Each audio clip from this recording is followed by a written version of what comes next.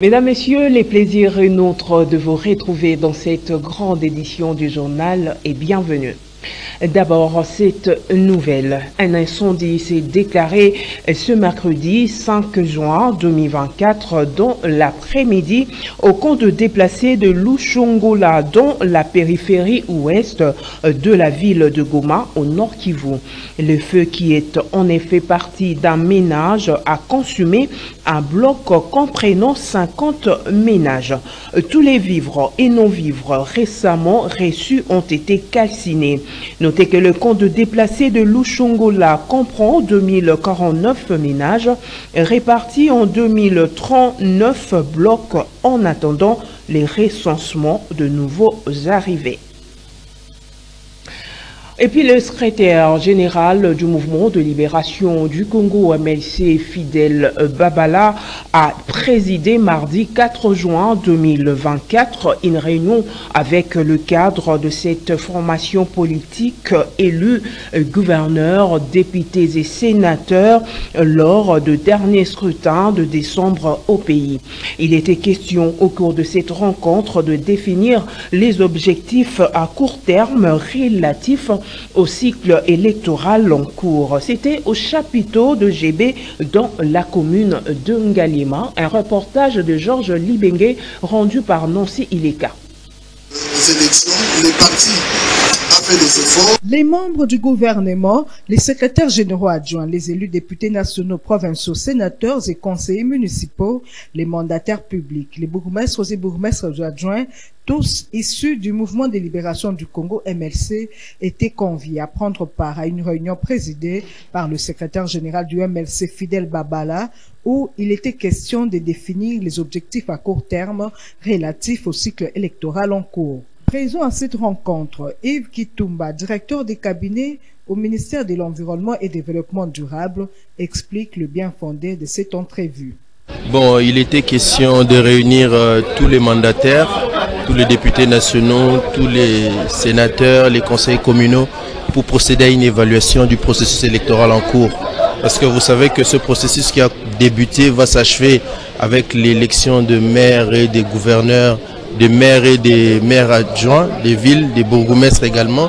Il est question maintenant de se préparer, de se projeter sur la suite du processus électoral pour qu'enfin nous puissions tirer l'essentiel de ce qui va être de ce processus et nous projeter pour l'avenir, pour d'autres cycles qui viendront après 2025.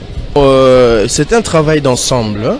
Aujourd'hui, les mandataires se sont réunis. Je crois que le comité exécutif va se réunir également.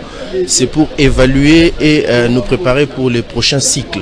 Ce qui est évident, ce cycle va se terminer avec l'élection de maires et des bourgmestres.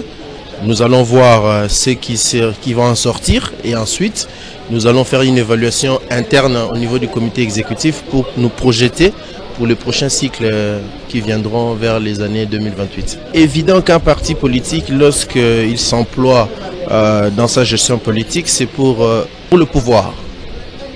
Et l'objectif d'un parti politique, c'est le pouvoir et les conserver le plus longtemps possible. Nous ne sommes pas égarés de cet objectif. Ça veut dire que nous allons y travailler de telle sorte que les faiblesses, les points forts et les points faibles soient améliorés, et surtout les faiblesses soient améliorées pour que prochainement nous faisions des scores un peu plus meilleurs que ce que nous avons fait en 2023. C'est dans une atmosphère conviviale que cette réunion s'est clôturée en beauté. Le bureau de la Chambre basse du Parlement s'est dit satisfait de l'adhésion de regroupement de partis politiques de l'Union sacrée de la nation à l'appel à l'investiture du gouvernement souminois. Regardez. Nous venons d'être reçus par le président accompagné des membres du bureau de l'Assemblée nationale. D'abord, c'est pour faire le point de la situation politique du pays, notamment en ce qui concerne l'investiture du gouvernement tel que nommé par le président de la République. Les terrains de poste ne doivent pas nous faire perdre l'idée selon laquelle le peuple est dans une souffrance indescriptible. Et nous ne pouvons pas aujourd'hui nous éterniser dans des querelles. Après avoir entendu Monsieur le Président de l'Assemblée nationale et avoir échangé avec lui sur les différents points de détail concernant ce gouvernement de la Première ministre Souminois, nous avons convenu que nous donnerons notre aval au programme que la Première ministre va nous présenter lorsqu'elle viendra à l'Assemblée nationale et subséquemment procéder à l'investiture de son gouvernement. Les deux groupes parlementaires qui appartiennent à l'Union sacrée de la nation vont procéder à cette investiture à l'unanimité. De tous les députés UDPS. Et nous venions de rassurer le président de l'Assemblée nationale et tous les bureaux que l'UDPS ne tergiversera pas. Après avoir pris connaissance du document qui nous sera transmis par Madame la Première ministre, par le biais du bureau, après l'avoir étudié, nous viendrons ici pour l'investiture du gouvernement de la République. Aujourd'hui, nous pouvons dire que le gouvernement sera investi parce que nous attendons le programme de Madame la Première ministre pour que nous puissions les critiquer et aussi l'investir. Vous connaissez bien que notre pays traverse des situations calamiteuses à l'Est et que nous n'avons pas le temps à perdre. Nous avons vraiment à travailler pour que le gouvernement soit investi et donner aux institutions à faire vraiment l'occasion de travailler pour que le peuple congolais puisse se retrouver. L'ensemble de députés reçus, ça nous donne 190 députés. Nous savons que nous avons la mission d'approuver le programme du gouvernement et d'investir le gouvernement. Donc le gouvernement a été nommé par le président de la République. Nous attendons le dépôt de son programme qui sera soumis à la discussion pour voir la cohérence et comme tous les députés l'ont dit, ils vont l'investir parce que c'est le programme de la majorité, c'est le gouvernement de la majorité. Parti le Mouviste unifié et le regroupement AAC Palou, il n'y a pas de complications. Nos députés voteront positivement pour l'investiture du gouvernement parce que les programmes que Madame va exécuter traduit la vision de son Excellence Félix Antoine Tshisekedi Tshilombo, une vision centrée sur l'amélioration des conditions d'existence des citoyens congolais. Et donc nous n'avons pas à bloquer Madame Soumina parce que bloquer la Première ministre, c'est bloquer également l'opérationnalisation de la vision de son Excellence Monsieur le Président de la République, Félix Antoine Tshisekedi Tshilombo. Mais je suis très heureux aujourd'hui parce que les hommes sont faits pour affronter des défis. Mon appel a été entendu. Nous disons merci à tous les honorables députés qui continuent à nous faire confiance et qui, par leur démarche, se sont tentés effectivement de redorer non seulement l'image de l'Assemblée nationale, mais la dignité du député national qui mérite respect. Parlons autre chose à présent, célébration ce 5 juin 2024 de la journée mondiale de l'environnement sous les thèmes protéger la nature, lutter contre la désertification, la résilience vis-à-vis de la sécheresse. Une façon de pousser la communauté mondiale à développer un comportement et des attitudes responsables en vue de protéger l'environnement, comme nous l'a dit Héritier Mpiana, directeur de cabinet adjoint au ministère d'État en charge de l'environnement. Il est au micro de Doudou Montiri. Il est question aujourd'hui d'appeler les mondes, d'appeler les populations locales, d'appeler tous les acteurs concernés à travailler tout en tenant compte de notre environnement, en le protégeant, mais surtout en posant des gestes responsables. Lesquels gestes vont nous permettre de développer une résilience vis-à-vis aujourd'hui des menaces qui pèsent sur l'environnement, des menaces qui sont causées par les changements climatiques, mais aussi de tout ce qui peut affecter nos vies, causées par un environnement qui n'est pas de qualité. Il est question ici, par exemple, de demander aux uns et aux autres, de demander aux populations de procéder à la plantation des arbres, à la gestion responsable des déchets, mais aussi à la lutte contre tout ce qui peut affecter notre environnement. Voilà pourquoi en RDC, nous nous retrouvons aujourd'hui, par exemple, avec des délégations venues du monde entier pour réfléchir autour du partenariat pour la protection des forêts du bassin du Congo, lequel partenariat aujourd'hui a poussé les uns et les autres à réfléchir sur la visibilité des forêts du bassin du Congo, lesquelles forêts constituent aujourd'hui les premiers poumons du monde en termes de réserves en matière de carbone. Mais aussi, c'était une occasion pour les participants de réfléchir sur la mobilisation des ressources nécessaires en vue de la préservation et la protection des forêts du bassin du Congo. La République démocratique du Congo aujourd'hui, avec ses immenses potentialités, notamment ces 155,5 millions d'hectares de forêts humides, avec ses ressources en eau, avec sa biodiversité, offre déjà beaucoup plus au monde. Voilà pourquoi aujourd'hui, nous avons intérêt à dire à la communauté internationale, à dire au monde entier d'investir dans la protection de ces forêts, parce que ce sont ces forêts qui séquestrent les gaz à effet de serre émis par l'industrialisation des différents pays développés, lesquels pays ont pris l'engagement de contribuer efficacement à limiter la température mondiale à une moyenne de 1,5 degré Celsius. Malheureusement, il a été constaté que depuis que ces engagements ont été pris lors de la COP 21 à Paris, avec l'accord de Paris, rien n'a été fait de concret. Restons toujours dans ces mêmes chapitres. Le coordonnateur territorial du service de l'environnement de lancer un appel vibrant au ralliement pour la protection et la renaissance des écosystèmes dans les territoires de Faradj, dans le Haut-Ouélé, afin de s'offrir de voies au développement durable. Il est au micro de notre correspondant Joël Kamabou. Pour cette année, il y a 3 points pour la journée internationale de l'environnement. Il y a la restauration des terres, la désertification et la résistance à la sécheresse. Pour la restauration des terres, aujourd'hui, il y a plusieurs objets plastiques.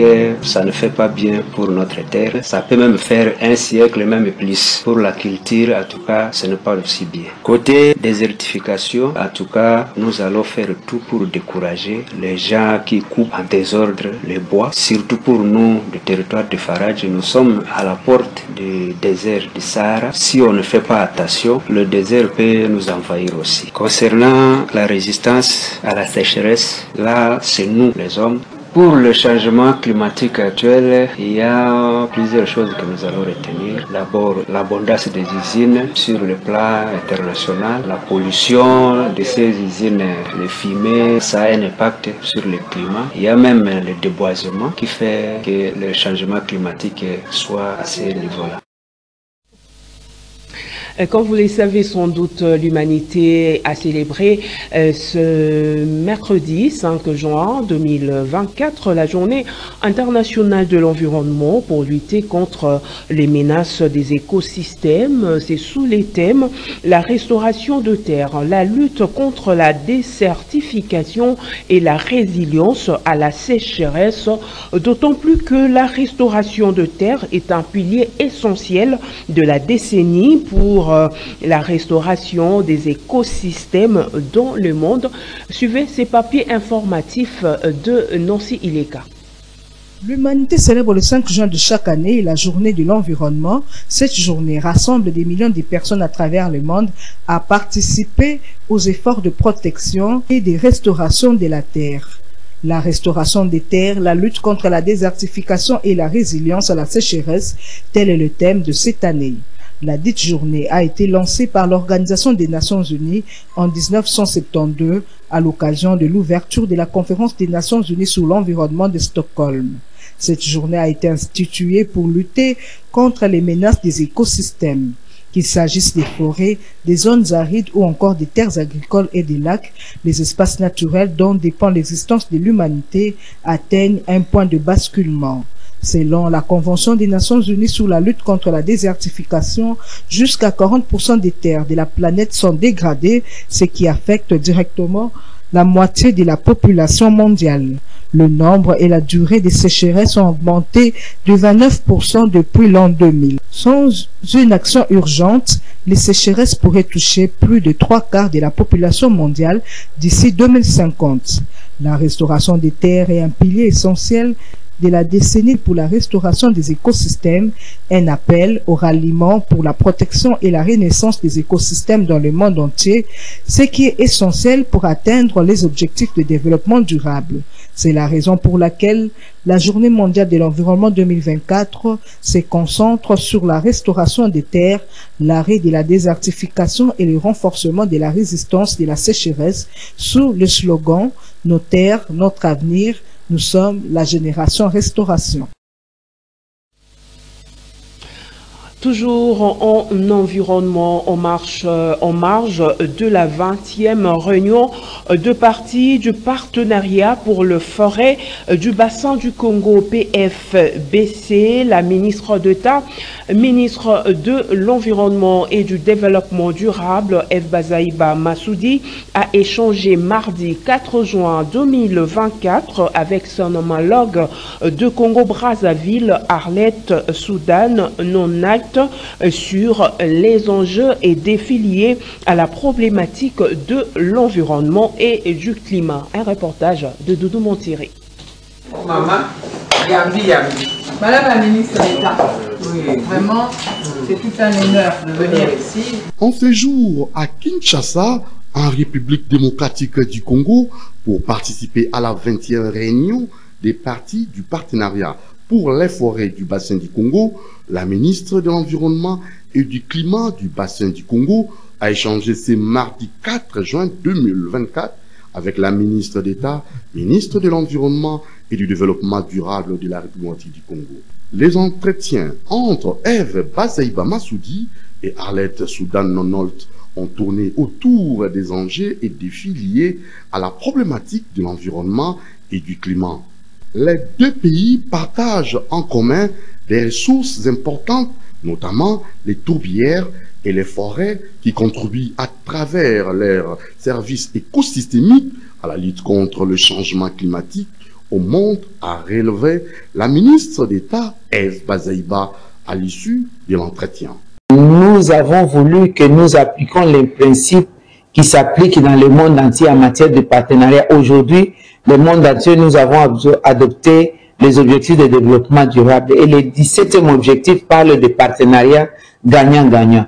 Donc nous voulons qu'ensemble, dans le cadre de ces partenariats des forêts du bassin du Congo, quitter progressivement l'aide au développement vers un partenariat gagnant-gagnant où on tient compte de nous comme propriétaires de ces potentiels environnementaux, on tient compte de nos priorités, on tient compte de nos besoins et que les partenaires de leur côté tiennent compte aussi des engagements par rapport à la lutte contre le changement climatique. Et là, on se base plus sur les questions de la compensation du service rendu par nos forêts et on parle plus de questions de finances climat. Arlette Soudan Nonalt est également porteuse du message officiel du président de la République du Congo, Denis Sassou Nguesso, à son homologue Félix Antoine Tshisekedi. Les deux ministres ont donc eu des discussions techniques en amont avant la rencontre avec le chef de l'État de la RDC. Nous avons abordé deux aspects. L'aspect sur le plan bilatéral de la République du Congo, mon pays, qui porte des protocoles d'accord d'entente dans le cadre de ce que nous portons en commun, les tourbières du bassin du Congo. Vous êtes sans ignorer que dans le cadre de la régulation du climat mondial, la prise en compte des tourbières n'étant pas effective, mais que ces tourbières sont révélées au travers de nos scientifiques qui disent bien que ces tourbières sont les remparts de l'humanité. Je vais vous expliquer une chose simple. Nos forêts du bassin du Congo, elles stockent, elles séquestrent, devrais-je dire, 1,5 milliard de tonnes de CO2. Mais les tourbières que nous avons en partage sur une superficie de 165 500 km² avec la RDC qui en emporte près de 100 000 km² aujourd'hui, stockent pas moins de 31 milliards de tonnes de CO2. La RDC porte 30 milliards de tonnes et nous portons 11 milliards de tonnes, la République du Congo. Et si nous ne les conservons pas, nous basculons de 1,5 degré Celsius à 3 à 4 degrés Celsius. Et aujourd'hui, ce patrimoine qui appartient aux deux Congos a besoin des fonds pour les conserver pour le reste de l'humanité. Par ailleurs, Eve Bazaïba et Arlette Soudan se sont accordés sur la nécessité de la mise en place des stratégies en synergie pour capitaliser les résultats des assises de la 20e réunion du PFBC à Kinshasa. Il s'agit de pousser à l'application des objectifs du développement durable qui passent par des partenariats gagnant-gagnant entre les parties prenantes engagées dans la préservation et la gestion durable des ressources forestières du bassin du Congo. On parle justice à présent. Le procès contre les auteurs du coup d'État manqué du 19 mai dernier s'ouvre ce vendredi 7 juin 2024 devant le tribunal militaire de Kinshasa-Gombe, siégeant en matière répressive au premier degré. Selon l'extrait de rôle repris en fac-similé, 53 prévenus sont poursuivis par le ministère public. Ils seront notamment jugés pour attentat, terrorisme, détention illégale d'armes et munitions de guerre, tentative d'assassinat, association de malfaiteurs, de meurtre et de financement du terrorisme. La Commission nationale des droits de l'homme, CNDH, a organisé ce mercredi 5 juin 2024 une journée d'échange et de partage d'informations sur le droit humain. Et question de rendre compte une année après à la population à travers les organisations de la société civile. Un reportage de Pauline Boyo et Lola Kinyamba. Dans la Sudie.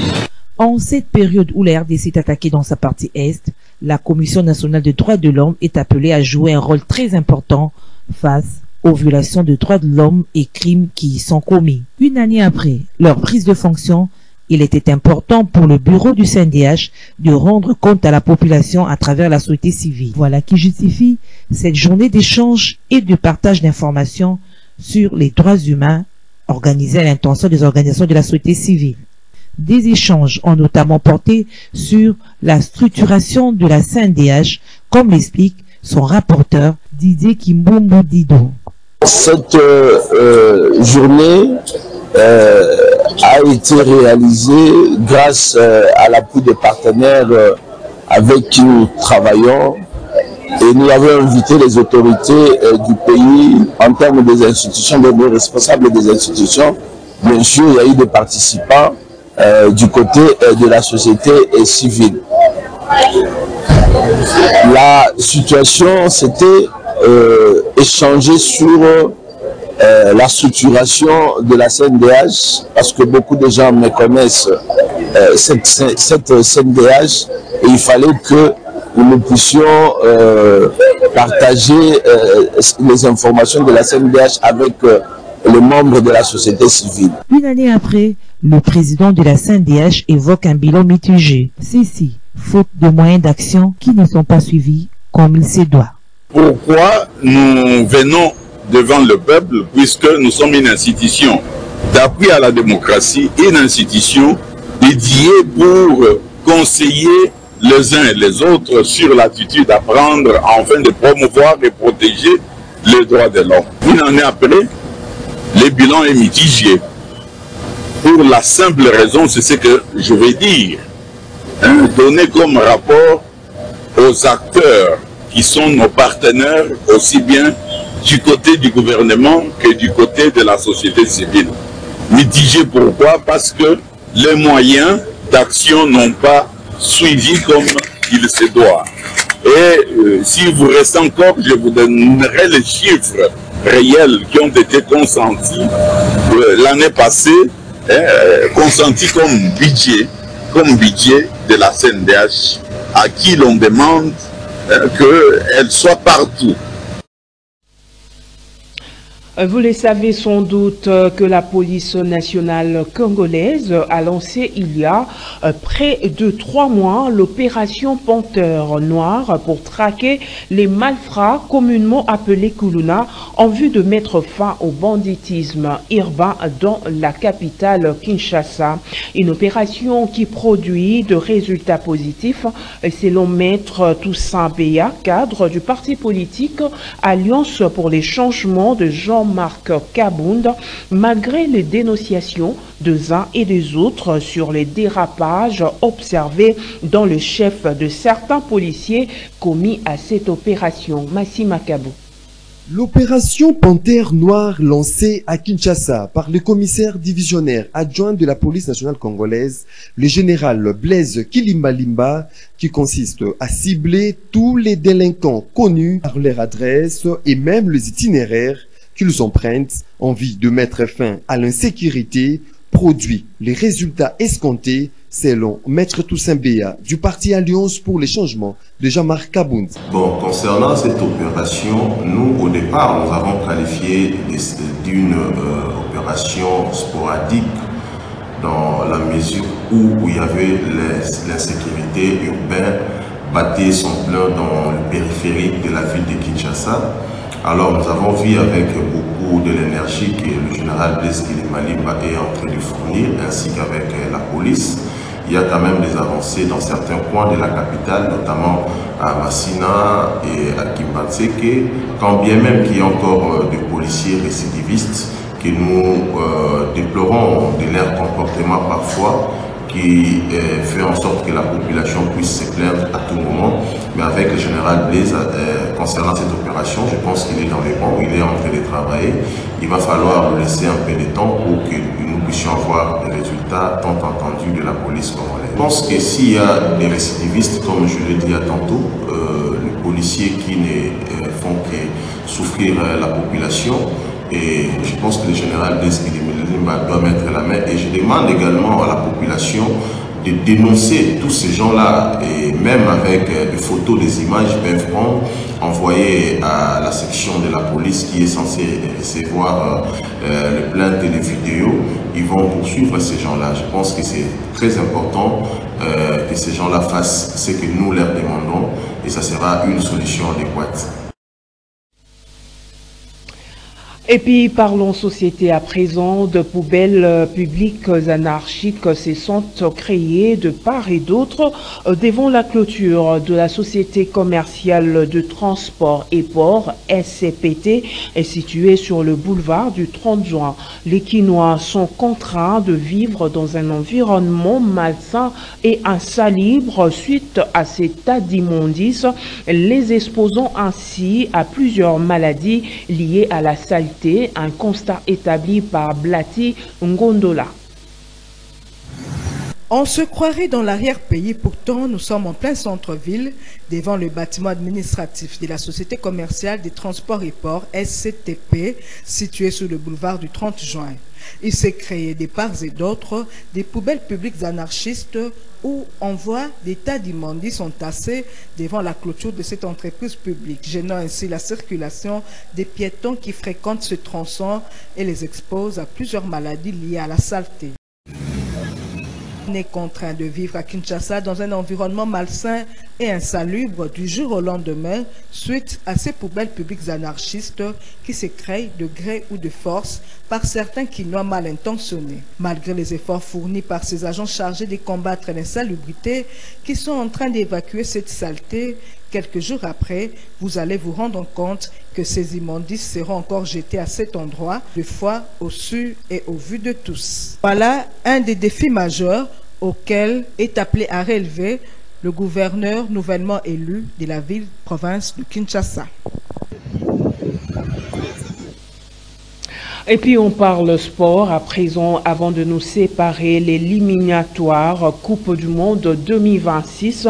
Le Léopard de la RDC affronte ce jeudi 6 juin 2024 le Lion de la Teranga du Sénégal. Quelle chance le Congolais donne au 11 national. Laura Kinyamba a tendu le micro à quelques Kinois. Suivez. Vraiment un mot de la fin. Nous nous sommes derrière le Léopard, nous les soutenons, ils doivent mouiller les maillots parce qu'ils jouent devant un adversaire de taille. L'équipe sénégalaise, c'est une équipe très titrée et puis qui vient de démontrer sur l'échelon mondial un bon spectacle de jeu. Donc nous ne pouvons pas les minimiser. Ils doivent mouiller les maillots afin que la victoire nous soit. Comme Congolais, je souhaite bonne chance aux Léopards. Je sais que personne, que ce soit de l'opposition, que ce soit du pouvoir, s'il y a quelque chose qui met les Congolais ensemble, c'est le sport. Donc je soutiens nos Léopards, qu'ils soient qualifiés et qui nous représentent à la Coupe du Monde 2026. Mais me rappelant de ce que Chancel Bemba avait déclaré lors de la CAN avant l'élimination des Léopards, il avait dit exactement ceci. Je sais ce que je suis en train de dire, que le ministre et les autorités de la fédération s'entendent. Je sais pourquoi je dis ça. Chancel Bemba dit ça et c'était partout dans les réseaux sociaux.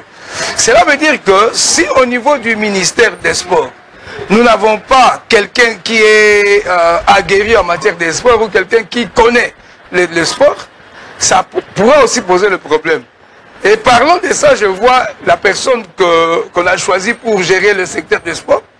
Il vient des hydrocarbures, je crois, monsieur Didier Boudimbo. Je ne sais pas si rien que sa présence pourrait aussi donner l'espoir aux Congolais d'être sûr que l'autre équipe ira loin. On avait l'autre fois ministre Kabulo, il est reconnu comme un chroniqueur sportif, il a une idée sur les sports. Bon, on a vu pendant sa gouvernance un peu l'évolution de notre équipe nationale des Léopards. Donc je pense que le choix de quelqu'un qui a une idée sur les sports, à la tête du ministère du Sport, ça pourra donner l'espoir. Mesdames, Messieurs, c'est la fin de cette grande édition du journal. Merci de votre aimable attention. Retrouvons-nous prochainement et au revoir.